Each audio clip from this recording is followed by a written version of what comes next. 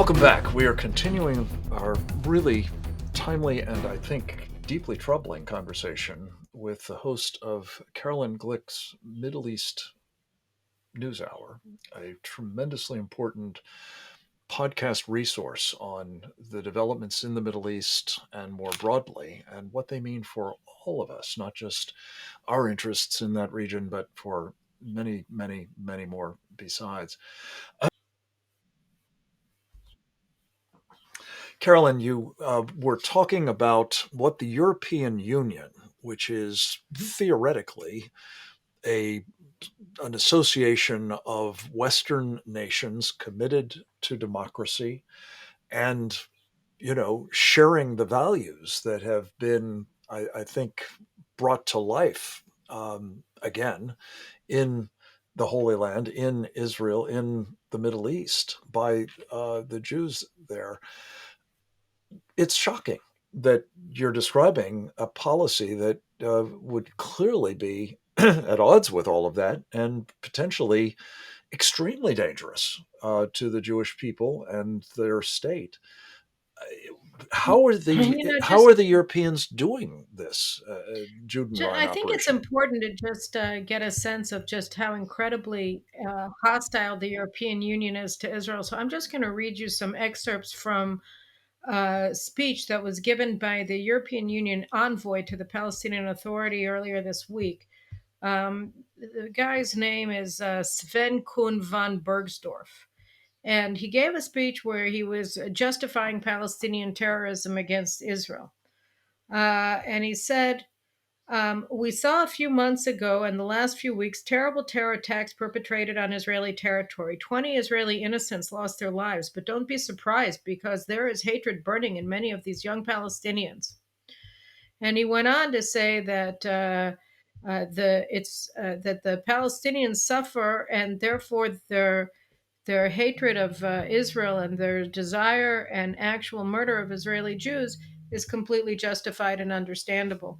So, this is the kind of hatred that's spewed by the European Union, by its official representatives on a regular basis towards Israel on the ground.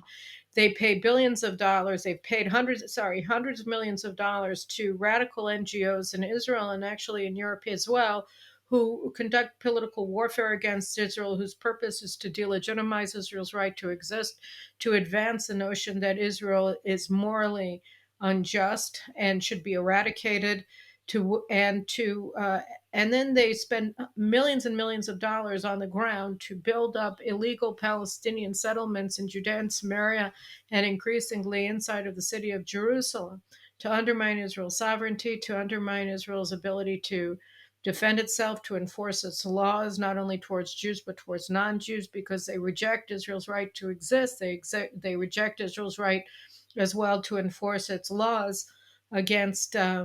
Against Arabs, because they don't think that Jews have a right to do so. So these are things that the European Union has been funding and advancing for decades, at least for Now, the is past 20 years. $1 billion is a tremendous amount of money, obviously, and it's Mhm. hard to imagine all of that is being invested in these political warfare operations. I'm sure a good Right. amount of Well, it is, but what else is going to?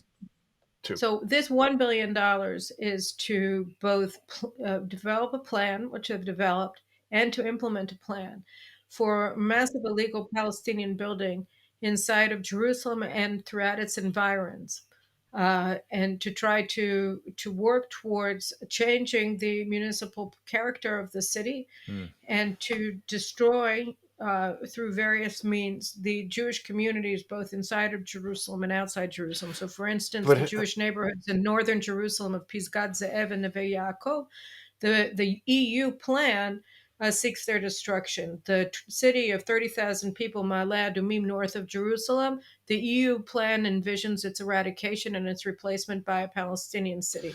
walk us through And there how that happens, Carolyn. They're buying up the land and they're giving it to the Palestinians to or seizing develop, or it. what? And what they do is that How can they seize it? The European Union. How because can that be done? they submit these. There are a lot of problems with the Israeli governing structure. One of them is that, just as we see with the Russiagate, Israel's legal fraternity, the state attorney, the Supreme Court, have become politicized. They've been overtaken by radical leftists who have politicized judgments, And politicized criminal weaponized, proceedings, even. weaponized them against their own country and against their fellow citizens. So, what happens is that we have a high court of justice that is dominated by radical leftists. And the EU set up these organizations. There are about 7 of them. You can look on NGO Monitor's website and you can get enormous amounts of information in very detailed reports about how the EU is investing in these organizations that conduct lawfare against Israel. So they seize lands by making claims to them that cannot be adjudicated due to various problems with the Israeli legal system. And so in the past, they've managed to destroy full Jewish neighborhoods by making claims to Palestinian ownership. These claims are never actually brought before a lower court to adjudicate. They're simply accepted as true by the High Court of Justice. So these are the kinds of things that the EU does.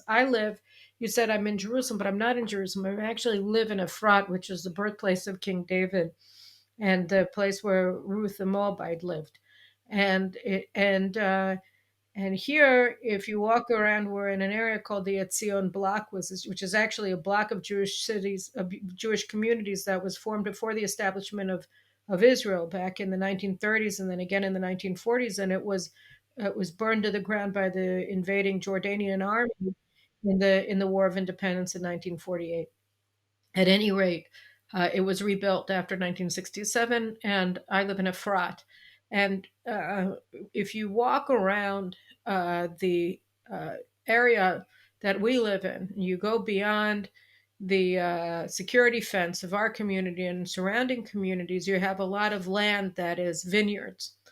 And when you look, the EU is underwriting the development of these fields by Palestinians to the tune of millions of dollars to try to, and much of this land actually belongs to the Israeli communities. It's registered in the land registry as the reserve lands of these communities, so that, for instance, my children will be able to build their homes there when they grow up, but it's all being seized by the Europeans through European money, which is paying Palestinians not to sell their land to Jews. They're also under threat of death from the Palestinian Authority if they sell it, because selling land to Jews under the Palestinian Authority is a death penalty offense, and you've had hundreds of extrajudicial executions of Palestinians who sought to sell Mhm. land to Jews in these areas and in Jerusalem.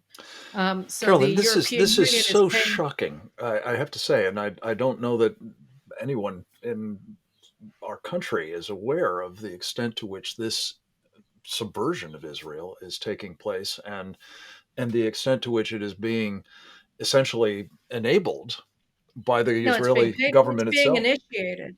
Well, it's being initiated by the European Union. It's Yes. being carried out by the Palestinians with the assistance of European Union officials, volunteers from European countries. Some American anarchists also are involved with it. Radical leftist Jews from the United States are also involved in it. And Israel is mishandling it due to the politicization of our legal fraternity. Your Yep. judicial system.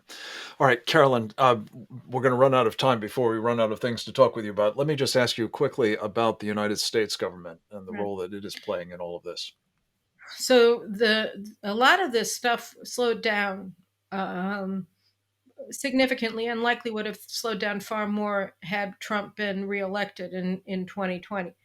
But the Biden administration has an anti Israel approach. His entire Middle East team, whether it's dealing with Iran or dealing with the Palestinians, is hostile to Israel. There's not one person in the Biden Middle East team that supports Israel in any significant way. And the people who are leading the policy, particularly Hadi Amar and Ben and not Ben Rhodes, Robert Malley, are extremely anti-Israel and supportive of Hamas and Hezbollah and Iran, of course. So you have a problem here, which is that as soon as Trump moved the U.S. embassy to Jerusalem in 2019, and and the Democrats opposed it. There was not one Democrat who came to the opening ceremony of the U.S. Embassy in Jerusalem. And the only Democrat who came was former Senator Joe Lieberman. And so they Who had been boycotted driven it. out of the party, as a point of Right. fact. It's Even though, yeah, the Jerusalem Embassy Act passed in 1996, I think with the support of 98 senators, yeah. and it was And Barack initiated Obama, by among Democrats. others, have Right. heard that they would move the embassy to Jerusalem, But at least in the campaign. and Joe Biden supported it. And Yeah. part of the problem is that, just as, again, as we've seen with the Israeli left, so with the American left is becoming openly anti-Semitic. Mm. It's not just the squad. You see it in the cities around the country. You see it in the Black Lives Movement, and you see it with the universities, with the grassroots. But the party itself is becoming a place that legitimizes anti-Semitism and rejection of Israel's right to exist on many different levels. Yeah. And Carolyn, we're going to have to take another the break Biden here.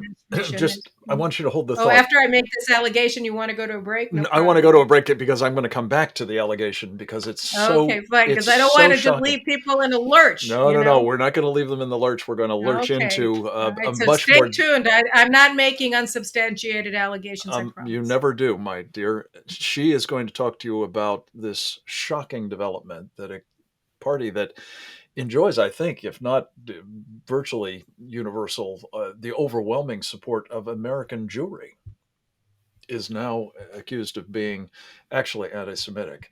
We'll get the factual basis for all of that from Caroline Glick on the other side of this short break. Promise.